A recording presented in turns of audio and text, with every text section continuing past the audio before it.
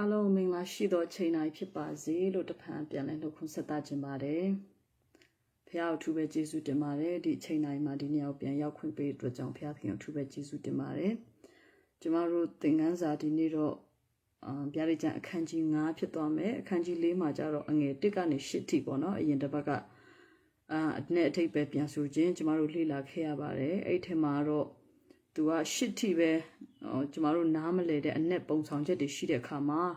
ဒီအောက်က10 ကကြတော့ဘာသာပြန်ပြစရာမလိုအနက်ဖွင့်စရာမလိုနားလေလွယ်တဲ့အတွက်ကြောင့်ဒီနေ့ကတော့အခန်းကြီး9ပေါ့နော်ပြရိကျန်အခန်းကြီး9ကိုတော့မှာဖြစ်ပါတယ်ဆိုတော့အားလုံးအထူးပဲကျေးဇူးတင်တယ်ဒီနေရာမှာ like share comment ပေးကြမယ်ဖျားသားသမီးအရောက်စီတိုင်းလဲဖျားသခင်ပေးမဲ့ဝိညာဉ်နဲ့ဆိုင်တဲ့ကောင်းကြီးမင်္ဂလာဖြစ်စေလောကနဲ့ဆိုင်တဲ့ကောင်းကြီးမင်္ဂလာဖြစ်စေအသီးသီးရရှိပါစေလို့ကျွန်မဆုတောင်းပေးခြင်းတယ်ဒီမနေ့မှာကျွန်မဒီညရောက်လာတော့ကျွန်မရင်ထဲမှာတခုခံစားရတယ်ပေါ့နော်လူတွေကပြောကြတယ်ဖះနဲ့ပတ်သက်ရင်ဥပမာကျမ်းစာဖတ်တာဖြစ်ဖြစ်ပေါ့နော်ဆုတောင်းတာဖြစ်ဖြစ်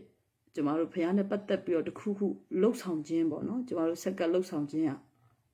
လူတွေပြောတယ်စိတ်နှလုံးပါပြီးတော့လုပ်ရမယ်နော်စိတ်နှလုံးထဲမှာတကယ်ပဲစေတနာရှိစွာနဲ့အမြဲတမ်းဝိညာဉ်တော်စီစဉ်ခံစားပြီးတော့မှစိတ်ပါကိုရောက်နေနော်ပြောတယ်နော်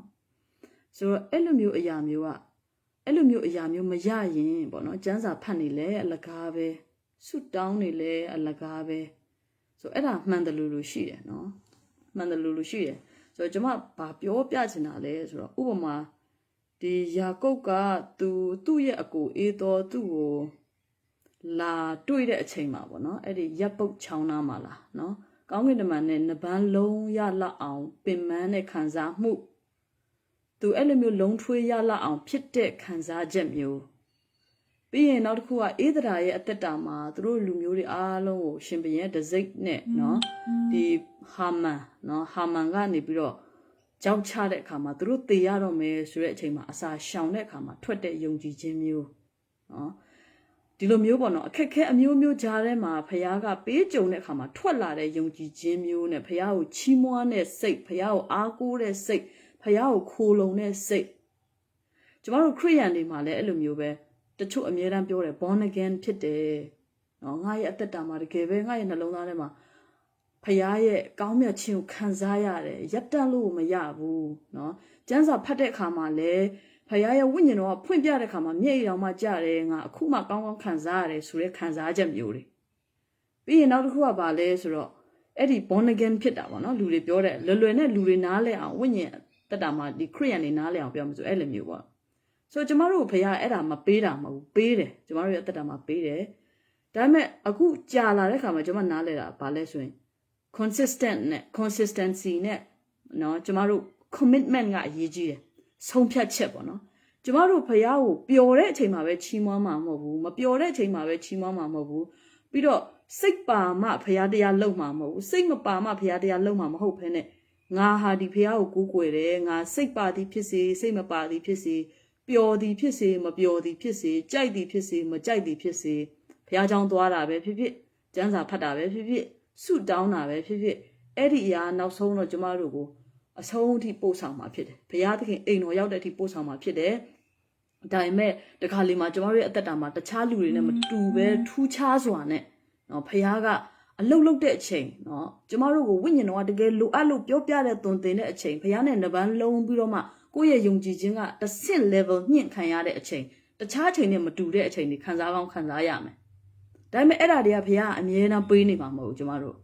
တခါလေကျရင်အရှင်လက်တောင်မှနော်ဒီလောကကြီးကနေကင်းကွာပြီးတော့ဖះကကောင်းတယ်ဖះနဲ့ပဲနေကျင်တော့တယ်တခါလေခံစားဘူးလားမသိဘူးဥပုံနေဆိုရင်ကျမတို့ဥပုံနေမှာသွားပြီးတော့ဖះเจ้าမဲ့ပြောတယ်ဖះနဲ့နေရတယ်ပျော်မွေ့တယ်ဘာမှလောကလှုပ်ရှားလည်းမလို့တနေ့ကုန်အချိန်သုံးတယ်အော်လောကထဲမှာပြန်မဝင်တော့ဘဲနဲ့ဒီလိုပဲအမြဲတမ်းနေကြရရင်ကောင်းမှာပဲဆိုရယ်ခံစားချက်မျိုးရှိမှာပဲဒါပေမဲ့ဒီလောကမှာကျမတို့က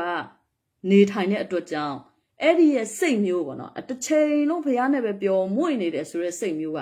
ကောင်းကင်ရောက်တဲ့ခါမှာလုံးလုံးလဲလဲဖခင်ကျမတို့ကိုအဲ့ဒီစိတ်ဝိညာဉ်ကျမတို့ရသွားပြီသူနဲ့တူတူနေကြမှာဖြစ်တယ်ဒါပေမဲ့ဒီလောကမှာတော့အမြဲတမ်းမင်္ဂလာပါနော်အမြဲတမ်းကျမတို့လုံထွေးနေရမှာဖြစ်တဲ့အတွက်ကြောင့်ကျမဒီနေ့မနေ့မှာပေါ့နော် ပြောပြချင်တာလေးပေါ့ဒါကကျွန်မ share ချင်တာဖြစ်တယ်ကျွန်မခံစားရတဲ့အရာအဲ့ဒါကြောင့်မလို့ဖះနဲ့သွားတဲ့အခါမှာနော်ငါကတော့ born again ဒီတစ်ခါဖြစ်ပြန်ပြီပြီးတော့တချို့တွေခဏခဏ born again ဖြစ်တဲ့ခရစ်ယာန်တွေတွေ့ဘူးမှာပါနော်ဖြစ်ပြန်ပြီခဏနေတော့ပျောက်သွားပြန်ပြီဖះเจ้าတက်ချင်စိတ်လည်းမရှိတော့ဘူးအော်နောက်ဆရာတယောက်တရားဟောပြန်ပြီဟာဒီတစ်ခါမှတကယ်ပွင့်သွားတယ်ရှင်းသွားတယ် born again ဖြစ်ပြန်ပြီအော်အဲ့ဒါဖြစ်ပြီးတော့နည်းနည်းတော့ခံတယ်တစ်လနှစ်လတော့ခံတယ်နောက်တော့မခံပြန်တော့နော်ကျမ်းစာဖတ်ချင်စိတ်လည်းမရှိဆူတောင်းချင်စိတ်လည်းမရှိပြောချင်တဲ့တကွာကျမတို့ကအဲ့လိုမျိုးရပြီးရင်တစ်သက်လုံးဖះနဲ့အဲ့လိုသွားချင်စိတ်ပဲအမြဲတမ်းရှိနေမှာမဟုတ်ကျမတို့ပြင်းလိုက်မယ်စိတ်ပြက်လိုက်မယ်ကျမ်းစာမဖတ်ချင်တဲ့အချိန်လည်းရှိလိမ့်မယ်ဆုမတောင်းချင်တဲ့အချိန်လည်းရှိလိမ့်မယ်ဖះเจ้าမတက်ချင်တဲ့အချိန်လည်းရှိလိမ့်မယ်ပြင်းလည်းပြင်းလိုက်မယ်ဒါပေမဲ့ဖះနဲ့သွားတဲ့ခါမှာဘယ်ရာကျမတို့အဆုံးထိပို့လဲဆိုတော့ကျမတို့ရဲ့ဆုံးဖြတ်ချက်ဖြစ်တယ်ဖះနဲ့အတူတူသွားမယ်အဆုံးထိသွားမယ်ဘာတွေဘလို့ပဲဖြစ်ဖြစ်အသက်တာမှာကောင်းစားစီဖြစ်တယ်မကောင်းစားစီဖြစ်စေနော်စိတ်ဝိညာဉ်မှာဝိညာဉ်တော့တိုးထိပ်ပြီးဟာတအားခွန်အားတွေရနေပြီးတော့အကျမ်းစာဖတ်တာတွေလည်းခွန်အားတွေရှိနေမှဖတ်မှာမဟုတ်ကျမတို့အဲ့လိုမရှိလဲဖတ်မယ်ရှိလဲဖတ်မယ်ဒါပေမဲ့အဲ့ဒါကနောက်ဆုံးမှာကျမတို့ကိုကောင်းကင်ထိရအောင်နော်ဖះပို့ဆောင်မှာဖြစ်တယ်အဲ့ဒီအရာကအရန်ရေးကြည့်တယ်ဆိုတော့ခရိယန်တက်တာမှာကျမတို့အဲ့ဒါလေးကိုနော်မြင်လာရတယ်ဘာလို့လဲဆိုတော့လောကမှာလည်းလူတွေပြောကြတယ် motivation ဆိုတာရှိတယ်အာဟိုမစားရဝကမန်ဟာပြောတဲ့အချိန်မှာခွန်အားတွေရပြီးဟာဖះเจ้าထဲမှာတော့တက်ကြွပြီးတော့ဖះเจ้าအပြင်ဘက်ရောက်သွားပြီးမိနစ်ပိုင်းမကြောက်အဲ့စိတ်တွေကပျောက်သွားတယ်ပျောက်သွားမှာပေါ့နော်အဲ့ဒါတွေကမခံဘူးလေနော်ဆိုတော့လောကမှာလည်းလူတွေကပြောတယ်ဟာ motivator တွေအရှိမသွားတဲ့အခါမှာသူတို့စီးပွားရေးလုပ်ဖို့တွေပါတယ်ညတွေအကြံတွေပေးလိုက်တဲ့ဟာခွန်အားတွေရပြီးတော့တကယ်တမ်းလူကလက်တွေ့အပြင်ဘက်မှာကိုယ့်ရဲ့လက်တွေ့မှာတစိုက်မမတ်နဲ့ဇွဲနဲ့သွားပြီးဆုံးဖြတ်ချက်နဲ့အဲ့ဒီပန်းနိုင်ကိုရအောင်သွားတဲ့ဟာခက်တာဖြစ်တယ်နော်စိတ်ကြွအောင်စိတ်ထဲမှာခွန်အားတွေရအောင်ဒါကတော့ခဏဖြစ်နိုင်တယ်ဒါကြောင့်ဖះနဲ့သွားတဲ့အခါမှာဒီနေ့လူတွေကလှည့်စားနေတယ်လို့ကျွန်မခံစားရတယ်ဘာလို့လဲဆိုတော့အဲ့ဒီ born again ဖြစ်တဲ့အချိန်မှာနော်ဘာမှဖះမကြိုက်တာတွေကိုဘာမှလှုပ်ချင်စိတ်မရှိတော့ဘူးအပြစ်တွေလည်းလှုပ်ချင်စိတ်မရှိတော့ဘူးကျမ်းစာမဖတ်ချင်တဲ့စိတ်လည်းလုံးဝမရှိတော့ဘူးအဲ့ဒါညာနေတာဖြစ်တယ်ဆိုတော့ကျွန်မတို့ရဲ့အသက်တာမှာဒီနေ့အဲ့ဒါမဟုတ်ဘူးနော်အဲ့ဒါကြောင့်ဖះကသူ့ရဲ့ပြည့်ညတ်တော်ဘောင်နဲ့ကျွန်မတို့ကိုစီးမြင်စည်းကမ်းနဲ့နော်သူ့ရဲ့ထဲမှာအသက်ရှင်တအောင်ကျမတို့သင်ပေးထားတာဖြစ်တယ်ကျမတို့လမ်းပြထားတာဖြစ်တယ်အဲ့ဒါကကျမတို့အမြဲတမ်းဒီဇိုင်းမမရှောက်ရမှာဖြစ်တယ်စိတ်ပါမပါကြိုက်မကြိုက်ဒါကြောင့်နောက်ဆုံးမှာအသင်းတော်ထဲမှာလူတွေလည်းအဲ့လိုလူတွေပဲကြံခဲ့တယ်ခဏခံစားရပြီးခဏစိတ်ပွက်ထားတော့မှအတကုံတက်တေခံပြီးတော့ဘုရားเจ้าမှာဝုန်းတိုင်းဖြစ်ပြီးတော့နောက်ပိုင်းမှာဘလို့အခြေအနေမှာဖြစ်တစ္ဆာရှိပြီးတော့ဘုရားပေါ်မှာမကြံခဲ့တဲ့လူကပျောက်သွားတာပဲဒါကြောင့်ကျမတို့ဒီနေ့အဲ့ဒါအရေးကြီးတယ်ဆိုတာလေးဒါကတော့ပေါ့နော်ဒီသင်ခန်းစာနဲ့မဆိုင်ဘူးကျမအနေနဲ့ဒါဝင်ငှကျင်တာဖြစ်ပါတယ်ကိုခွန်အားရလည်းဖြစ်ပါတယ်ကျမလည်းအဲ့လိုမျိုးပဲဒီ line ပေါ်မှာကျမတရားဟောမယ်တပတ်မှာဘယ်နှခေါက်ကျမလုပ်မလဲနောက်ဆုံးဖြတ်ပြီးတော့ငါလုပ်ကိုလုပ်ရမယ်ဆိုတဲ့အရာအခုနော်ကျမစပြီးတော့စူးစမ်းနေတယ်ပေါ့နော်ဆိုတော့စိတ်ပါမှဆိုရင်ခဏပျောက်သွားတယ်နော်စိတ်ပါမှမပါမှလို့ပြောရင်ဒီ line ပေါ်မှာနော်ခဏပျောက်သွားတယ်အဲ့လိုမျိုးဆိုတော့ကျမစိတ်ထဲမှာအော်နောက်ဆုံးတော့ဖះနဲ့ပတ်သက်ပြီးတော့ကျမတို့ဆုံးဖြတ်ချက်နဲ့ဒီဇိုင်းမမငါလုပ်ကိုလုပ်မယ်ဆိုတဲ့ဆုံးဖြတ်ချက်ကအရေးကြီးတယ်ဆိုတာခံစားရလို့ပြန်ပြောပြတာဖြစ်တယ်။ဟုတ်ပြီဒီနေ့မှာတော့သင်ခန်းစာ9ဖြစ်တယ်။သင်ခန်းစာ9အငယ်1မှာထိုအခါတစ်ဖက်တစ်ချက်၌အခရာတင်၍တစိတ်9ချက်ခတ်သောစာဆောင်ကိုပလင်ပေါ်မှာထိုင်တော်မူသောသူ၏လက်ရဘက်၌ငါမြင်နေဆိုပြီးတော့ယောဟန်ကသူ့ရဲ့ယူပါယုံမှာခရစ်တော်မြင်ရတာကိုသူပြောပြတယ်။အဲ့ဒါကဗျာဒိတ်ကျမ်းအခန်းကြီး4ထဲမှာသူမြင်ရခဲ့တဲ့ယူပါယုံရဲ့အဆက်လည်းဖြစ်တယ်ဆိုပြီးတော့ဒီမှာရှင်းပြထားတယ်။အဲ့ဒီထဲမှာဆိုရင်ဒီတစိတ်9ချက်ခတ်တဲ့စာဆောင်နော်အဲ့ဒီစာဆောင်ကပလင်တော်ပေါ်မှာထိုင်တော်မူသောသူရဲ့လက်ရဘက်၌တွေ့ရတယ်ဆိုတော့အဲ့ဒီတွေ့ရတဲ့လက်ထဲမှာကင်ထားတဲ့စာဆောင်နော်စာဆောင်ရဲ့သဘောလေးသူနည်းနည်းရှင်းပြထားတယ်ကျမတို့ဒီအခုကျမ်းစာအုပ်တွေကျမတို့တရွက်ချင်းလှန်ပြီးအခုကင်ပြီးတော့ဖတ်နေရတဲ့ကျမ်းစာအုပ်တွေမပေါ်ခင်မှာရှေးခေတ်ခါတုန်းကအချိန်မှာကသူတို့ကစာအုပ်မဟုတ်ဘူးစာလိပ်ဖြစ်တယ်နော်သူတို့ရဲ့စာလိပ်ကအရှည်ကြီးအဲ့စာလိပ်ထဲမှာမှသူကျမ်းစာတွေရေးထားပြီးအဲ့ဒါကိုလိပ်ထားတာဆိုတော့တခါလေကြာရင်လည်းအဲ့ဒီစာဆောင်လိပ်ရဲ့အလျားကပေါ့နော်ပေ30ကျော်ထိတောင်မှရှိတတ်တယ်နော်ရှီဘိုးဘေးတွေကင်ခဲ့တဲ့ကျန်းစာလိပ်ပေါ့နော်ကျန်းစာအုပ်မှမပေါ်သေးတာသူတို့ကကျန်းစာလိပ်နေဆိုတော့အဲ့အလိပ်လိုက်သူတို့ကင်တဲ့အခါမှာအဲ့လိုမျိုးပုံစံမျိုးတွေ့ရတယ်ပေါ့နော်ပြီးရင်ဘုဟုတုတအရာဆိုရင်ဒီအရှိတုံးကနော်ဒီဘိုးဘေးတွေရဲ့ကင်တဲ့ကျန်းစာအုပ်ကသူတို့ကဒီကျန်းစာဆိုလို့ရှိရင်ကျမတို့အခုအခန်းကြီးဘလောက်အခန်းငယ်ဘလောက်နော်အဲ့လိုမျိုးတွေတတ်မှတ်တာတို့ နော်ခွဲခြားတာမရှိဘဲနဲ့ဆက်တိုက်နော်ကျန်းစာကိုရေးသွားတယ်ပြီးရင်သူတို့ရဲ့အုံနောက်ထဲမှာလဲသူတို့ကတချင်းလိုမျိုးနော်ပုံပြင်လိုမျိုးဒီမောရှေရဲ့ထိုရကျမ်း9ကျမ်းနော်အဲ့ဟာဆိုလို့ရှိရင်လဲအစအဆုံးသူတို့ရတယ်နော်ဘိုးစဉ်ပေါင်းအဲ့ဒါကြောင့်မို့တတိဖန်ကသူခဲနဲ့ပြစ်ပေါက်ခံရတဲ့အချိန်မှာသူအစင်လိုက်ပြောသွားတာဇက်လန်းလိုပဲသူပြောနိုင်တယ်အကုန်လုံးအလွတ်ရတယ်ဘယ်အချိန်မှာဘာဖြစ်တယ်ဘယ်လိုမျိုးဖြစ်တယ်သူတို့နဲ့မျက်စိအထဲမှာအခုပဲမြင်ရတယ်လို့မျိုးသူတို့ကဖျားနဲ့ပတ်သက်ပြီးတော့နော်ဒီအရာကိုတားစင်မြေးဆက်မှာသူတို့ကမ်းလှမ်းပြီးတော့သူတို့ရဲ့ရင်ထဲမှာတန်မိုးရိုက်တယ်လို့မျိုးဒီ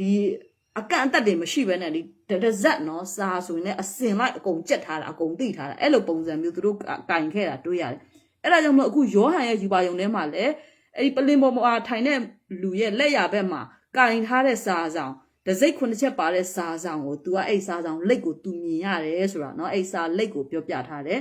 ဆိုတော့အဲ့ဒီဟာကတော့ဘယ်လိုပဲဖြစ်ပေါ့เนาะအဓိကကအဲ့ဒီစာလက်ပုံစံကအရေးမကြီးပဲနဲ့အဲ့ဒီစာလက်ထဲမှာဘာတွေရေးထားရလဲဆိုတာကအရေးကြီးတယ်ဆိုပြီးတော့ဒီထဲမှာလည်းပြောပြထားတယ်ထိုစာဆောင်တွေအခရာတင်ထားသောအရာများသည်ခရစ်တော်၏အသင်းတော်ကိုစာရန်သည်မြည်ကဲ့သို့အနှောက်ယှက်ပေးမိအကြောင်းအသင်းတော်ကြီးပျက်စီးသွားသည့်တိုင်အောင်မြည်ကဲ့သို့ကြိုးစားမိအကြောင်းတွေပါရှိတယ်ထိုတစိမ့်များကိုဖွင့်နိုင်လင်အသင်းတော်အားဆက်ရောက်လာမည်စာရန်၏တိုက်ကွက်များကိုကြိုတင်သိရှိထားကကြိုတင်ပြင်ဆင်မှုများပြုလုပ်ထားခြင်းဖြင့်စာရန်၏ရန်ကိုကာကွယ်နိုင်မည်ဖြစ်သည်လို့ရေးထားတယ်အဲ့ဒါကြောင့်မလို့အဲ့ဒီစာဆောင်ကဖွင့်မှရမှာဆိုတော့ဖခင်ကလည်းဖွင့်စေခြင်းလို့နော်ပြထားတယ်နော်ယောဟန်ကိုပြထားတယ်ဒါပေမဲ့အဲ့ဒီစာဆောင်ထဲမှာအဲ့ဒီစာဆောင်ကိုကဖွင့်ထိုက်တဲ့သူတယောက်ကပဲဖွင့်လို့ရမှာဖြစ်တယ်နော်အဲ့ဒီစာဆောင်ထဲမှာရေးထားတဲ့အရာကဒီနောက်ဆုံးသောကာလမှာကျမတို့ကိုအခုကျမတို့အသင်းတော်မှာဆိုရင်ဒီဗျာဒိတ်ကျမ်းကိုကျမတို့ရတယ်ကောင်းကင်မှာသုံးပါးသတင်းစကားကျမတို့ရတယ်ဒီအလင်းတရားရတဲ့အခါမှာဘုရားဆင်းလာကနေမှဘေးဒဏ်တွေဘယ်လိုမျိုးဖြစ်မယ်ဘာတွေဖြစ်မယ်နော်အစိုးရနဲ့နော်မင်းအစိုးရအာဏာစက်တွေကစာတန်နဲ့ပေါင်းပြီးတော့အသင်းတော်ကိုဘယ်လိုမျိုးတဖန်ညှင်းဆဲနှိပ်စက်မယ် Sunday law အကြောင်း the mark of the beast ကဘာလဲဆိုတဲ့အကြောင်းတွေအဲ့ဒါတွေနော်ပါတယ်ပါတော့ဒီအရာကဖွင့်ဖတ်မှရမယ်ဒါပေမဲ့ဒီမှာပြဿနာတစ်ခုရှိတာဘာလဲဆိုတော့အငယ်2ကနေ3ထဲမှာအာကြီးသောကောင်းကင်တမန်တစ်ပါးကထိုးစားဆောင်ကိုဖွင့်၍တစိမ့်တို့ကိုခွာခြင်းကအဘယ်သူထိုက်သနည်းဆိုပြီးတော့អော်တယ်တဲ့ကြီးသောအတန်နဲ့ကြွေးကြော်လဲရှိသည်ကိုငါမြင်၏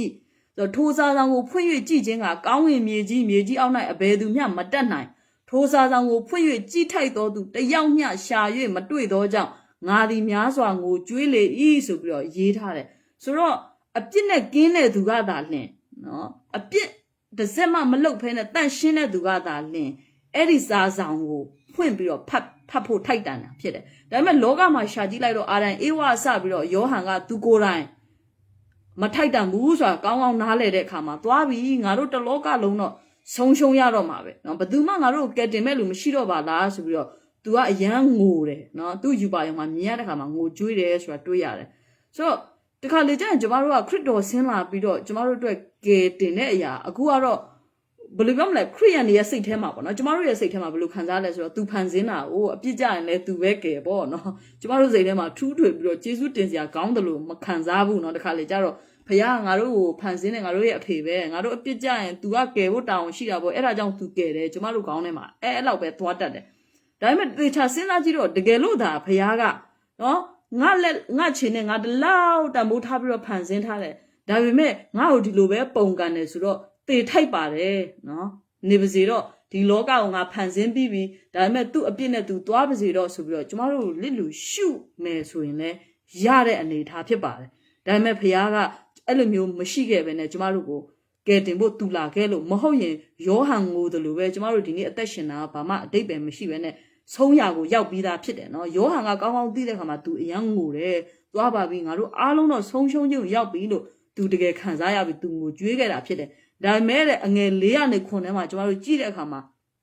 ထိုအခါအသက်ကြီးသူတစ်ပါးကမငိုကြွေးနှင့်ယူဒအမျိုးရှင်သေးဒီဟုသောဒါဝိဒ်အမြင့်သည်ထိုစာဆောင်ကို၎င်းတစိတ်9ချက်တို့ကို၎င်းဖွင့်ခြင်းကအောင်မြင်လေပြီဟုငါ့ကိုပြောဆို၏ထိုအခါပလင်တော်မှစသောတရဝါ4ပါးနှင့်အသက်ကြီးသူတို့၏အလယ်၌အသေးတက်ပြီးတကဲ့သို့သောတိုးတငယ်သည်ရက်လက်ရှိသည်ကိုငါမြင်၏ထိုတိုးတငယ်သည်မြေကြီးတစ်ပြင်လုံး၌လွတ်သောဘုရားသခင်၏ဝိညာဉ်9ပါးဒီဟုသောမျက်စိ9လုံးနှင့်ဂျိုး9ချောင်းရှိ၏သူသည်လာ၍ပလင်တော်ပေါ်မှာထိုင်တော်မူသောသူ၏လက်ရလက်မှစာဆောင်ကိုခံယူလေ၏ဆိုပြီးတော့ဒီမှာတိုးတငယ်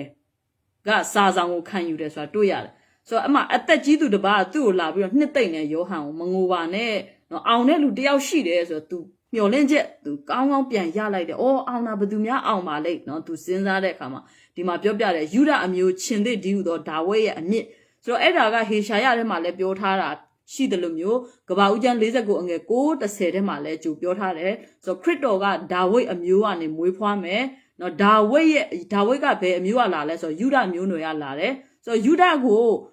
ဒီသူ့ရဲ့အဖေယာကုတ်ကသူမသေးခင်ကောင်းကြီးပေးတဲ့အချိန်မှာယူဒကိုရှင်သေးဆိုပြီးတော့တင်စားခဲ့တယ်ဘာလို့လဲဆိုတော့ရှင်သေးအမျိုးเนาะရှင်သေးဖြစ်တဲ့ဘယင်တကာတို့ရဲ့ဘယင်ဖြစ်တဲ့ရှင်သေးကဲ့သို့သောဘယင်เนาะရှင်သေးဆိုတာဘယင်ရဲ့ဂုံအင်္ဂါเนาะအဲ့လိုမျိုးပုံဆောင်ချက်နဲ့ပြောခဲ့တယ်ဆိုတော့ဘ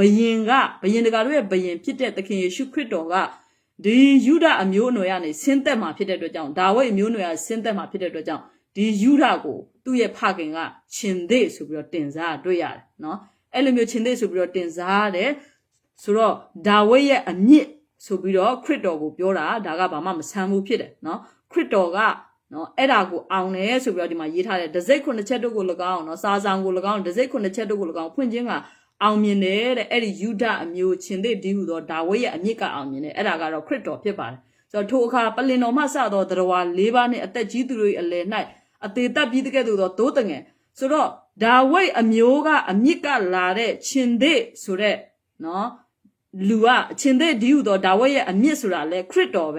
ဒါပေမဲ့ဒီမှာသိုးတငယ်အသေးသက်ပြီးတကဲ့သို့သောသိုးတငယ်ရက်နေတယ်နော်တတဝါ၄ပါးနဲ့အသက်ကြီးသူတို့ရဲ့အလယ်မှာရက်နေတဲ့သူကလည်းခရစ်တော်ပဲ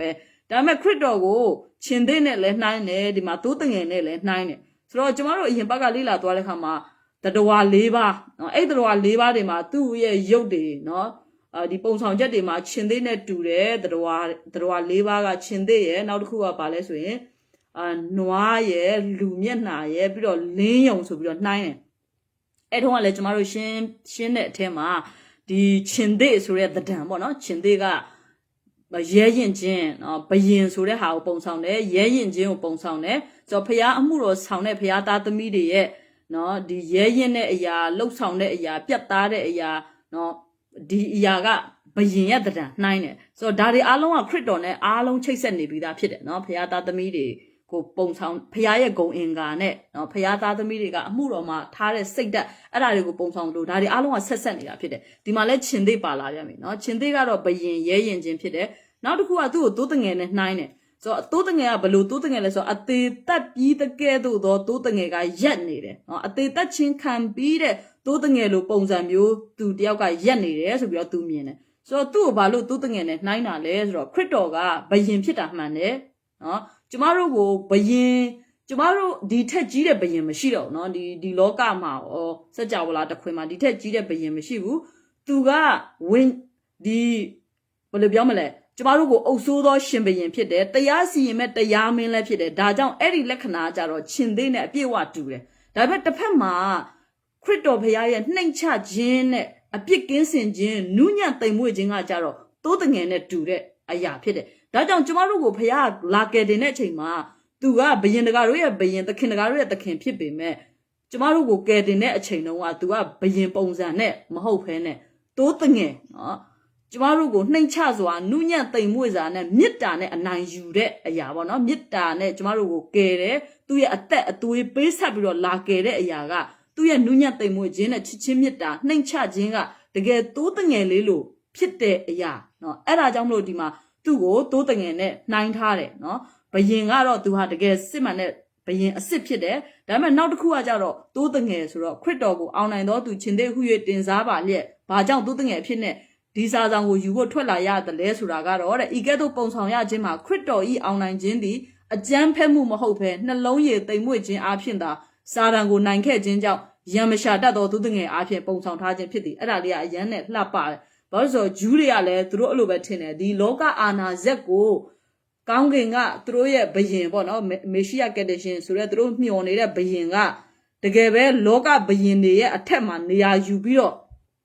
ဒီလောကကိုအုပ်စိုးမယ်လို့သူတို့ကမျှော်လင့်ခဲ့တာဒါပေမဲ့ခရစ်တော်ကအဲ့လိုပုံစံနဲ့အနိုင်မယူဘူးနော်အဲ့ဒါကြောင့်ယူဒရှကာယုတ်ကစိတ်ပြက်ပြီးတော့သူများ6ရောက်ကိုတောင်မှဆေးနေတဲ့ဒီလူစီမှာငါပါမျှော်လင့်မလဲသူတို့ကယာဒုယံကမျှော်လင့်တယ်ငွေမျှော်လင့်တယ်ငါတို့ရဲ့ဘယင်ကအောင်နိုင်တဲ့တကိုးရှိတယ်ဆိုရင်ဒီလောကမှာငါတို့ကသူနဲ့အတူတူနေရင်အထက်မှာပဲဆိုပြီးတော့သူတို့ကအဲ့ဒါမျှော်လင့်တာဟုတ် ဒါပေမဲ့အဲ့လိုမျိုးမလုပ်ခဲ့တော့နော်သူတို့တွေစိတ်ပြက်ကြတယ်ဆိုတော့တွေ့ရတယ်ဒီမှာစာတန်ကိုအောင်နိုင်ခဲ့တာကသူကနှလုံးရည်နဲ့အောင်နိုင်တာဖြစ်တယ်အကြမ်းဖက်တဲ့အရာနဲ့သူ့ရဲ့အစွမ်းစားတကိုးသုံးပြီးတော့စာတန်ကိုဖျက်ဆီးခြင်းနဲ့သူအောင်နိုင်တာမဟုတ်ဘဲနဲ့နှလုံးရည်နဲ့အောင်နိုင်ခဲ့ခြင်းဖြစ်တယ်ဒါကြောင့်ဒီတိုးတငယ်နဲ့နှိုင်းထားပါတယ်လို့ပြောထားတယ်ဤနေရာမှာယောဟန်သည်ခရစ်တော်အားအသေးသက်ထားသောတိုးတငယ်ကဲ့သို့တွေ့ရှိရသည်မှာခရစ်တော်သည်လူသားအတွက်မိမိကိုယ်ကိုရစ်ပူဇော်ခဲ့တော်လဲထိုအမှုသည်ထိုအချိန်တွင်ပြီးဆုံးခဲ့ခြင်းမရှိဘဲယခုထက်တိုင်ကိုတော်သခင်ပြုခဲ့သောအမှုသည်အထမြောက်လျက်ရှိသေးကြောင်းဖော်ပြခြင်းဖြစ်သည်ထိုကြောင့်ခရစ်တော်ရစ်ပူဇော်ဆဲတိုးတငယ်ကဲ့သို့ပုံဆောင်ထားခြင်းဖြစ်သည်ဆိုတော့ခရစ်တော်ကအသေးသက်ခံပြီးတဲ့နော်တိုးတငယ်ကဲ့သို့အခုချိန်ထိနော်ယောဟန်ရဲ့မျက်လုံးထဲမှာသူ့ကိုယူပါယုံပေးတဲ့အချိန်မှာမြင်ရတာကနော်လောကမှာလာပြီးအသေးသက်ခံခဲ့တဲ့အချိန်တုန်းကအဲ့ဒါပြီးတော့ဘာမှမရှိတော့ပြီးသွားပြီဆိုတာမဟုတ်ဘဲနဲ့အဲ့ဒီရဲ့ကုသိုလ်အဲ့ဒီရဲ့ခရစ်တော်ရဲ့ပေးဆက်ခြင်းနဲ့ဆက်ကပ်ခြင်းကအခုချိန်ထိတည်မြဲနေတယ်အကျိုးခံစားနေရတယ်အကျိုးရှိနေတယ်ဆိုတဲ့အရာကိုသူ့ရဲ့မျက်စိထဲမှာမြင်ရတာကဘယ်လိုမြင်ရတာလဲဆိုတော့အသေးသက်ခြင်းခံရပြီးတဲ့တဒံဟန်ကိုအခုချိန်ထိမြင်နေရတယ်အဲ့ဒါကိုဖော်ပြခြင်းဖြစ်တယ်ဆိုပြီးတော့ဒီမှာရှင်းပြထားပါတယ်နောက်ဆုံးမှာဒီမှာမျက်စိခုနှလုံးနော်ဂျိုးခုနှချောင်းဆိုတာပါတယ်ဆိုတော့အဲ့ဒီစာဆောင်ကိုယူမဲ့တိုးတငယ်ကဘာတွေပါလဲဆိုတော့နော်ထိုတိုးတငယ်ဒီတဲ့မြေကြီးတစ်ပြင်လုံး၌လွတ်တော်ဘုရားသခင်ဤဝိညာဉ်ခုနှစ်ပါးဒီဟုသောမျက်စိခုနှလုံးနဲ့ဂျိုးခုနှချောင်းလည်းရှိတယ်တဲ့အဲ့ဒီတိုးတငယ်မှာအဲ့ဒီမျက်စိခုနှလုံးဂျိုးခုနှချောင်းရှိတယ်သူဒီလာ၍ပလင်တော်ပေါ်မှာထိုင်တော်မူသောသူဤလက်မှစာဆောင်ကိုခံယူလေ၏ဆိုတော့အဲ့ပလင်တော်ပေါ်မှာထိုင်တော်မူသောသူရဲ့လက်ရဖက်လို့အများတန်းပြောတယ်နော်အဲ့ဒီပလင်ပေါ်မှာထိုင်တဲ့သူကတော့ခမဲတော်ဘုရားသခင်ဖြစ်တယ်ဘာကြောင့်အဲ့လိုမျိုးပြောရလဲဆိုတော့ဒီတတေဖန်ကနော်သူ့ရဲ့မျက်စိထဲမှာသူ့ကိုသူများဂဲလုံးနဲ့ပေါက်တတ်တဲ့အချိန်မှာသူအသက်ထွက်ခါနေမှာသူဘာလှမ်းမြင်လဲဆိုတော့ကောင်းကင်ပေါ်မှာပလင်တော်ရဲ့လက်ရဘက်ကသားတော်ကမတ်တက်ရပ်ပြီးတော့သူ့ကိုနော်ခွန်အားပေးတာကိုသူလှမ်းမြင်ရတယ်အဲ့ဒါကြောင့်မလို့ခရစ်တော်ကခမဲတော်ဘုရားရဲ့လက်ရတော်ဘက်မှာနော်ထိုင်တယ်လက်ရတော်ဘက်မှာရှိတာဖြစ်တယ်အဲ့ဒါကြောင့်မို့အဲ့ပလင်ပေါ်မှာထိုင်တော်မူသောသူရဲ့လက်မှာရှိတဲ့စာဆောင်ကိုနော်ခမဲတော်ရဲ့လက်ထဲမှာရှိတဲ့စာဆောင်ကိုခရစ်တော်ကယူပြီးတော့သူကတစိမ့်ဖွင့်ပြီးတော့ဖတ်ပြတယ်ဆိုတာကျွန်တော်တို့မြင်ရတယ်အဲ့ဒါလေးဖြစ်တယ်ဗောနော်ဆိုတော့အဲ့ဒီဝိညာဉ်ခုနှစ်ပါးလို့ဘာလို့ရေးတာလဲနော်ခရစ်တော်စီမှာဘာလို့ဝိညာဉ်ခုနှစ်ပါးရှိတယ်မျက်စိခုနှလုံးရှိတယ်ဂျိုးခုနှစ်ချောင်းရှိတယ်ဆိုတာဘာလို့ရေးတာလဲဆိုတော့အဲ့ဒါကလည်းအတိတ်ပဲဖြစ်ပါတယ်တဲ့ဒီမှာမျက်စိကဉာဏ်ပညာကိုပုံဆောင်တယ်ကျွန်တော်တို့အဲ့ဒီဝိညာဉ်ဒီတရဝါ၄ပါးမှာလည်းအဲ့ဒီတကိုယ်လုံးကမျက်စိတွေနဲ့ပြည့်နေတယ်ဆိုတာကျွန်တော်တို့လေ့လာခဲ့ပြီးဖြစ်တယ်အဲ့ဒီမျက်စိဆိုတာကဉာဏ်ပညာနော်အလင်းကိုပုံဆောင်တယ်ဂျိုဆိုတာကတော့ဥကောင်းမှာရှိတဲ့ဂျိုအဲ့ဒီဂျိုကတော့တကိုးအာနာကိုပုံဆောင်တယ်နောက်တစ်ခုကတော့ခုနော်ခုနှစ်ဆိုတဲ့အချက်ကတော့ပြည့်စုံခြင်းကိုပုံဆောင်တယ်အဲ့ဒါကြောင့်မလို့တတ္တမနေ့ဆိုတဲ့ခုနှစ်ရက်မြောက်နေ့အဲ့ဒါကိုလည်းဘုရားသခင်ကအဲ့နေ့မှာသူအားလုံးကိုဖန်ဆင်းခြင်းတွေအဆုံးသတ်ပြီးတော့ပြည့်စုံတဲ့နေ့နော်အဲ့ဒီနေ့မှာသူကိုယ်တိုင်အနားယူတယ်ကောင်းကြီးပေးတယ်လူတော်တွေကျမတို့အတွက်လည်းဥပုံနေ့ဆိုပြီးတော့ပေးတယ်နော်ဖန်ဆင်းခြင်းရဲ့အထိမ်းအမှတ်ပြည့်စုံခြင်းဆိုတဲ့အထိမ်းအမှတ်အနေနဲ့နော်ဒီအရာ9အဲကြောင့်လောကမှာလည်းလူတွေက9နံပါတ်9ကိုတကယ်ပဲကောင်းတဲ့နံပါတ်ပေါ့နော် lucky 7ဆိုပြီးတော့လူတွေပြောကြတယ်အဲ့ဒီပြည့်စုံခြင်းဆိုတဲ့နံပါတ်ဖြစ်ပါတယ်တဲ့ဒါကြောင့်အဲ့ဒီပြည့်စုံတဲ့နော်တကိုးရှင်အရာအလုံးခတ်သိမ်းကိုသိမြင်နိုင်တဲ့ဉာဏ်တော်မျက်စိနော်မျက်စိဆိုတဲ့ဉာဏ်တော်နဲ့ပြည့်စုံတဲ့ဝိညာဉ်တော်နဲ့ပြည့်ဝတဲ့သခင်လို့ပြောချင်တာဖြစ်ပါတယ်တဲ့ဒါကြောင့်ဒါကိုခရစ်တော်နော်ခရစ်တော်ကဝိညာဉ်9ပါးဆိုတာစောနာကျွန်မပြောပြီးသားပဲဒီဝိညာဉ်9ပါးကတော့9ဆိုတာပြည့်စုံခြင်းဖြစ်တယ်မျက်စိ9လုံးဆိုတာလည်းသူ့ရဲ့ဉာဏ်တော်အလင်းခတ်သိမ်းသောအရာကိုသိမြင်နိုင်တဲ့တကိုးတော်ဉာဏ်တော်အလင်းကနော်ခုနှစ်ဆိုတော့ပြည့်စုံတယ်နောက်ပြီးတော့ဂျိုလည်းခုနှစ်ချောင်းပဲเนาะဂျိုခုနှစ်ချောင်းကလည်းပြည့်စုံတဲ့တကိုးအာနာဇက်ခတ်သိမ်းသောအရာရဲ့အထက်မှာရှိတဲ့တကိုးအာနာဇက်တွေအားလုံးကိုပိုင်ဆိုင်တဲ့ဖျားဖြစ်တယ်အဲ့ဒီလူကခရစ်တော်ဖြစ်တယ်ခရစ်တော်ကเนาะဒီတိုးတငယ်ခရစ်တော်ဆိုတဲ့ပုဂ္ဂိုလ်ကဒီလက်မှာရှိတဲ့ခမဲတော်ရဲ့လက်မှာရှိတဲ့စာဆောင်ကိုဖတ်ယူဖို့အတွက်အဲ့ဒီဒစိတ်တွေကိုခွာဖို့အတွက်အဲ့ဒီထဲမှာရှိတဲ့ဇာလမာနကဒီအသင်းတော်ကိုလှုပ်ဆောင်မဲ့အရာတွေကိုပြောပြမဲ့အနက်ကိုဖော်ပြပိုင်ခွင့်သူ့မှာရှိတယ်ဆိုတဲ့အကြောင်းအရာကိုဒီကနေ့မှာပြောပြသွားတာဖြစ်ပါတယ်ဆိုတော့ဗျာဒိတ်ကျမ်းကတော့အားလုံးပုံဆောင်ခြင်းတွေနဲ့ပဲအဲ့ဒါကြောင့်မလို့ဒီမှာဒီသားရဲ့ဒစိတ်တွေပါလေအကြောင်းကျမတို့လေ့လာတဲ့အခါမှာလဲဂျိုဆယ်ချောင်းနဲ့အဲ့ငကားရဲ့ခန္ဓာကိုယ်ပေါ်မှာငကားပေါ်မှာရှိတဲ့နော်ဒီသားရဲ့ပေါ်မှာရှိတဲ့ဂျိုတွေတို့တရဖူတွေတို့အဲ့ဒါတွေကလည်းအာနာဇက်တွေကိုပြောတယ်ဆိုတော့ကျမတို့ခဏလေ့လာရတယ်ဆိုတော့ဒါကတော့ရှင်းလင်းသွားမယ်လို့ကျွန်တော်မျှော်လင့်တယ်ဒါကြောင့်မို့ဒီနေ့ခရိယန်တွေမှာလည်းတချို့တွေက ခရစ်တော်ရဲ့မြတ်တာကိုတခါလေတရားစီရင်ခြင်းဆိုတဲ့အရာနဲ့ဖခင်ရဲ့မြတ်တာကိုအမြဲတမ်းလူတွေအလွဲသုံးစားလုပ်တာကိုတွေ့ရတယ်ဘာလို့လဲဆိုတော့ခရစ်တော်ကမြတ်တာရှိတယ်ကျမတို့ကိုချစ်တဲ့အတွက်ကြောင့်သူအသက်ပေးတယ်တစ်ဖက်မှာသူကအသက်ပေးတယ်ကျမတို့ကိုရွေးနှုတ်ကယ်တင်တာသူ့ရဲ့အသက်ပေးရပါစေသူဒီထက်တန်ဖို့ရှိတာရှိသေးတယ်ဆိုတော့သူကအားလုံးပေးမှာပဲအဲ့ဒါကျမတို့ချစ်တယ်မြတ်တာဖြစ်တယ်ဒါပေမဲ့တစ်ဖက်မှာတရားစီရင်ခြင်းဆိုတာလေဖခင်ကတရားစီရင်တော့ဖခင်ဖြစ်ပါတယ်အဲ့ဒါကိုတော့နော်ဖခင်ကငါ့ကိုမြတ်တာရှိတဲ့အတွက်ကြောင့်ခွင့်လွတ်တဲ့အတွက်ကြောင့်ဘာပဲဖြစ်ဖြစ်လုပ်မယ်ဘာအပြစ်ပဲဖြစ်ဖြစ်ကျူးလွန်မယ်အချိန်တန်ဖခင်ကငါ့အတွက်အသွေးအသက်ပေးထားတာပဲခွင့်လွတ်မယ်ဆိုတဲ့အရာနဲ့ရောတာတော့နော်ကျမအဲ့ဒါတော့တော်တော်လေးစိတ်ပြက်မိတယ်ပေါ့နော်ဆိုတော့ခရိယန်တွေတော်တော်များများဆွေးနွေးတယ်ကျမ်းစာတွေဆွေးနွေးတယ်တခုခုဆိုရင်ကိုလှုပ်ချင်တဲ့အရာတွေဆိုရင်ဘုရားမေတ္တာရှင်ပါဆိုပြီးတော့မျှောချတယ်အဲ့ဒါတော့မလှုပ်တဲ့အရာဖြစ်တယ်ဘာလို့လဲဆိုတော့သူကတရားမင်းဖြစ်တဲ့အတွက်ကြောင့်သူ့ရဲ့ပညတ်တော်နဲ့စကားတော်ကိုတည်မြဲဖို့နော်စားသောနေ့မှာဧကအမှန်သေရမယ်ဆိုတော့သေရလားကျမတို့တကယ်သေရတယ်ဘယ်သူလဲကြည်မွစွာသေရလဲဆိုတော့ခရစ်တော်သေရတယ်ဘာလို့လဲဖခင်ကသူ့ရဲ့စကားနဲ့သူ့ရဲ့တရားစီရင်ခြင်းပြတ်သားခြင်းကိုသူ့ကိုယ်သူတောင်ခွင့်မလွတ်ဘူးဘာလို့လဲဆိုတော့သူ့ကိုယ်သူခွင့်မလွတ်ဘူးလို့ကျမဘာလို့ပြောတာလဲဆိုတော့လူသားတွေကမလုံနိုင်ဘူးမလုံနိုင်တဲ့ကြောင့် तू ကအဲ့ဒါ तू ယူလိုက်တာယူလိုက်တော့ तू သေရတယ်ဘလို့သေရလဲဆိုတော့ခရစ်တော်ကလုံးဝကျိုးပဲ့ကြည်မွပြီးတော့သေရတယ်သူ့ရဲ့ဖျားစာဒီအားလုံးဆွန့်လွတ်ပြီးတော့ तू အသေးခံတယ်အဲ့ဒါ तू ပြီးဖြစ်တယ်ကျမတို့ကိုချစ်တဲ့ limit အတိုင်းအတာဟိုးဘက်ကုံသွားအောင်ခံသွားအောင်ကျမတို့ပေးလိုက်ပြီးဖြစ်တယ်ဆိုတော့အဲ့ဒီအရာပေါ်မှာကျမတို့ကသူ့ကိုစော်ကားတယ်ပြစ်မှားတယ်ဒါကိုကျမတို့ညှင်းပယ်တယ်စွန့်တယ်ဆိုရင်တော့နောက်တစ်ခါတော့ထပ်ပြီးတော့ကျမတို့ဒီဖခင်မေတ္တာရှိပါတယ်ဒါကြောင့်ငါ့ကိုနောက်ဆုံးသောကာလမှာလဲငါပါပဲအပြစ်လုပ်နော်ခရစ်တော်အသွေးတော်ကငါ့ကိုခါပါပါတယ်ဆိုပြီးတော့ကျမတို့မထီမဲ့မြင်လုပ်ရင်တော့ကျမတို့တကယ်သေဖို့ထိုက်တန်ပါတယ်ဘာလို့လဲဆိုတော့ तू ကသူ့ရဲ့သားကိုတော့မှခွင့်မလွတ်ဖ ೇನೆ လောကမှာရှိတဲ့လူတွေအားလုံးရဲ့အပြစ်ကိုသားတော်ပေါ်မှာတင်လိုက်တဲ့ခါကျတော့သားတော်ကတကယ်ပဲ cursing ဖြစ်တဲ့လူနော်လောကရဲ့ကြိမ်ချင်းအမင်္ဂလာအမျိုးမျိုးအားလုံးခံရမဲ့ပုံကိုဖြစ်သွားတဲ့ခါမှာခရစ်တော်ကအော်ငိုတယ်နော်ကားတိုင်တော်ပေါ်မှာကိုရောဘာကြောင့်ကျွန်တော်ကိုစွန့်ပစ်တာလဲဘာကြောင့်ကျွန်တော်ကိုမျက်နှာလွှဲတာလဲဆိုပြီးတော့ကားတိုင်ပေါ်မှာနော်သူအော်ငိုတဲ့နာရီရှိတယ်ပေါ့နော်အဲ့အချိန်ရှိခဲ့တယ်ဆိုတော့ခရစ်တော်ကိုရောတကယ်ကျွန်တော်ကိုစွန့်ပစ်ပါလားဆိုပြီးအေလီဆိုပြီးတော့နော်အော်တဲ့အချိန်ရှိတယ်ဆိုတော့ तू ကအဲ့လိုမျိုးလုပ်တဲ့ပုံကိုဖြစ်တယ်ဒါကြောင့်ကျမတို့ကိုနောက်ဆုံးတရားစီရင်မဲ့အချိန်မှာသူကသူ့ရဲ့မေတ္တာကိုပြဖို့အတွက်သူ့ရဲ့သားဟိုတော်မှာသူစွန့်ခဲ့ပြီးပြီဖြစ်တယ်အဲ့ဒါကြောင့်မလို့တရားစီရင်တဲ့အချိန်မှာလည်းပြတ်သားစွာနဲ့ကျမတို့တရားစီရင်မှာဖြစ်တဲ့အတွက်ကြောင့်ဒီကနေ့အသက်ရှင်လုံးမှာအဲ့ဒီခရစ်တော်ဆိုတဲ့ဖခင်ရဲ့ကျေးဇူးတော်နဲ့မေတ္တာတော်ကိုမထီမဲ့မြင်ပြုပြီးတော့ကျမတို့ပေါ်မှာဒီလောက်ပေးခဲ့တဲ့လူပေါ်မှာမေတ္တာရှိတယ်ငါလှုပ်ချင်တာလှုပ်မယ်ဆိုပြီးတော့ဆက်စော်ကားတဲ့အသက်တာမျိုးတော့ရှိလို့မရဘူးဆိုတာလေးဒီမှာသင်ခန်းစာရတယ်ဆိုတော့ခရစ်တော်ကတိုးတငယ်လိုမျိုးနူးညံ့သိမ်မွေ့တယ်ပြီးတော့ရှင်သေးလိုမျိုးပဲ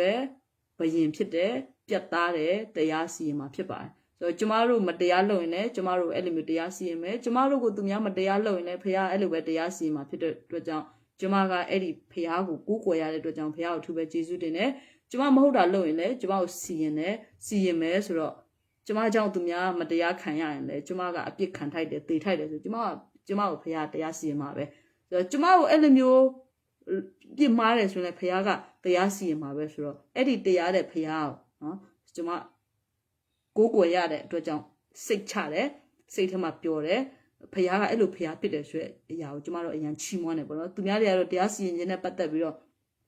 ့ကြောက်တယ်ဆိုတော့ကိုမဟုတ်တာလုပ်ရင်လည်းကိုယ့်ကိုဖခင်ရိတ်သိမ်းမှာပဲပေးမှာပဲအဲ့ဒါကကောင်းတဲ့အရာဖြစ်တယ်ဘာလို့လဲဆိုတော့ကျမအသက်တာမှာကျမသူများကိုပြစ်မှားမိတဲ့အရာကျမခံစားရဘူးလေတံပြန်ပြီးတော့ဖခင်အပြစ်ပေးတယ်ဆိုတော့အဲ့ချိန်မှာကျမဘယ်လိုခံယူလဲဆိုတော့ကျမကောင်းကောင်းနားလည်လိုက်တယ်ကျမတော်တော်မှားခဲ့တဲ့အတွက်ကြောင့်ဖခင်အခုချိန်မှာငါ့ကိုဆုံးမတယ်အော်တော်သေးတယ်ဖခင်အဲ့လိုမျိုးမဆုံးမရင်ငါသူတစ်ပါးပေါ်မှာအဲ့လိုမျိုးလှုပ်ခဲ့တဲ့အရာငါလုံးဝကိုချင်းစာမှာမဟုတ်နားလည်မှာမဟုတ်ဆိုတော့အဲ့လိုပဲကျမအပေါ်မှာလည်းမဟုတ်ဘဲနဲ့အဲ့လိုမျိုးလှုပ်မိတဲ့လူကိုဖခင်ပြန်ဆုံးမတာကျမမျက်စိနဲ့ကျမတွေ့ရတဲ့ခါမှာဖခင်က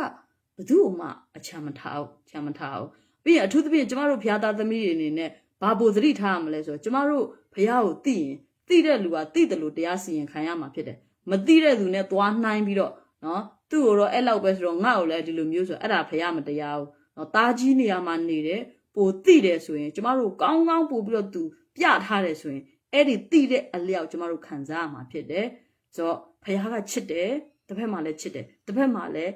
Eddie Chichimida, Matimemi, a puke and a Payam Hope Husra, Jamaru Wandaja do ya, Era Wandaja Pipa, Paya, the Yamen Surea, the Yasi in Ezra, Jamaru Josiam Hobu, Daha, the Keve, Shimonzia, Pite, Titan, a Paya Pipa. So Miba le Lumube, the other midi would chite Mibaga, Pitan Tare, no suit le Tare, Dan le Tare, Era Alama, the Dada Mie, a that to a pit, the Dada Mie, no. Locane sign a yamale, I'll mention to a pit there, Kuya Tadami, winning yamale, a that to a home a pit. No, Tadami, the loud don't yabido, 2 year attack on Morana and get no message. Tomorrow, Benaya, but love yaya was a yamave. The chore she there, no, Tadami, yai there, ya, a cookie master, brainwashed, no, Saramana, brainwashed. Ah, chi and my yaya, no, Ella Jansa, my yid how. No, Jamaro yaida, Joya, no, yaida, so you know, Daro, next said you man, moo, yaw, Aluminium hope in it, go out to get chillo, Dadami, a tanara, te, 2 year, a tema she de, Nyenzo, no, Macaune, say winning, no, Saramanalum, you say winning, can't it, yaw, don't let name, loyal swing, Jaida or Jamaro, Jamasi tema, Adaro, looked in at ya pit, Aluminium look at a lady, must hold out, no, Jamaro, Yamati, Mazumibaria, Jaide, chile, Yaida, let tone, Time Aluminium. ကောင်းကောင်းမကင်ခဲ့တဲ့သားသမီးတွေကကြီးလာတဲ့ခါမှာပုံမကြတာတော်တော်များတယ်ဆိုတာကျွန်မမြင်ရတယ်အဲ့ဒါကြောင့်မလို့အခုဒီနေ့ခင်မှာလဲလူတွေတော်တော်များများအော်ချစ်မရိုက်ရဘူးချစ်မရိုက်ရဘူးဆိုတော့ကျန်းစာထဲမှာအကုန်လုံးရေးထားတယ်เนาะဖခင်ကကျိန်လုံးနဲ့ရိုက်တာနင့်ရဲ့ခလေးမသေးပါဘူးမရနာနိုင်ငံကနေပြီးတော့သူ့ရဲ့အသက်ကိုရဖို့အတွက်နင်ထုတ်ရမယ်ဆိုပြီးပြောထားတယ်ဆိုတော့ဖခင်ကတရားစီရင်တော်ဖခင်ဖြစ်တယ်ချစ်တော်ဖခင်ဖြစ်တယ်အဲ့နှစ်ခုကိုကျွန်တော်တို့ကောင်းကောင်းနားလည်တယ်ဆိုရင်ကိုယ့်ရဲ့အသက်တာမှာလဲကိုခံယူပြီးတော့ကိုယ့်ရဲ့သားသမီးတွေမှာလဲအဲ့ဒါမျိုးထည့်ပေးနိုင်မယ်ဆိုလို့ရှိရင်အရန်ကောင်းတဲ့အရာဖြစ်မယ်ဆိုတော့ကျမတို့ဖះကိုအဲ့လိုမျိုးနားလဲကျမတို့လူတွေမှာလဲအဲ့ဒါရှိတယ်နော်တစ်ဖက်မှာလဲချစ်တယ်တစ်ဖက်မှာလဲပြတ်သားစွာနဲ့နော်လှုပ်ရှားရှိတာပြတ်သားလှုပ်မယ်အဲ့ဒါကမချစ်လို့မဟုတ်ဘူးဆိုတာကျမတို့ကောင်းကောင်းနားလဲတယ်ဖះကိုကျမတို့နားလဲတယ်ဆိုရင်အဲ့ဒီအရာကကျမတို့အသွေးသားစိတ်ဝိညာဉ်ထဲမှာလဲကောင်းကောင်းနားလဲတယ်ရှိတယ်ဒါပေမဲ့ကျမတို့ကတခါလေလက်တစ်လုံးကြားနဲ့ခရစ်တော်ကချစ်တယ်ဆိုပြီးတော့အပြစ်လုပ်ချင်တာကအဲ့ဒါတစ်ချိန်ကျရင်ပြတ်သားစွာတရားစီရင်ခံရမှာဖြစ်တယ်ဒီထဲမှာရှင်သေးဖြစ်တဲ့ခရစ်တော်တိုးတငယ်ဖြစ်တဲ့ခရစ်တော်ဆိုတာဒီဇာတိသူ့ရဲ့တတန်တော်သူ့ရဲ့သဘောတော်ကဒါဖြစ်တယ်ဆိုတာလေးကိုခွန်အားကျမလည်းရတဲ့အတွက်ကြောင့်ဒီမှာပြန်ဟိုငှကြည့်ဖြစ်ပါတယ်ကျေးဇူးများကြီးတင်တယ်ကိုရှောရူလန်ကလည်းကျမမင်္ဂလာပါလို့နှုတ်ဆက်ထားတယ် new lips လည်းတွေ့တယ်ပြီးတော့ဒီမှာကလေးရုပ်ကလေးနဲ့အမြဲတမ်းတွေ့တယ်လို့ပဲเนาะကျမဒီမှာနားထောင်ပေးတယ်ကျေးဇူးများကြီးတင်တယ်ကျမအရန်ခွန်အားရတယ်သင်တို့ရှိတဲ့အတွက်ကြောင့်ပေါ့เนาะအရန်လဲစိတ်ကြည်နပ်ပါတယ် share ပေးခြင်းအဖြစ်လည်းကူညီပေးပါသင်တို့ရဲ့အသက်တာမှာလည်းလိုတဲ့အရာများဖျားသခင်ကောင်းကြီးပေးပါစေလို့ဆုတောင်းပေးနေညီကုန်းချုပ်တယ်နောက်နေ့များမှာပြန်တွေ့ပါမယ် God bless you all ပါ Amen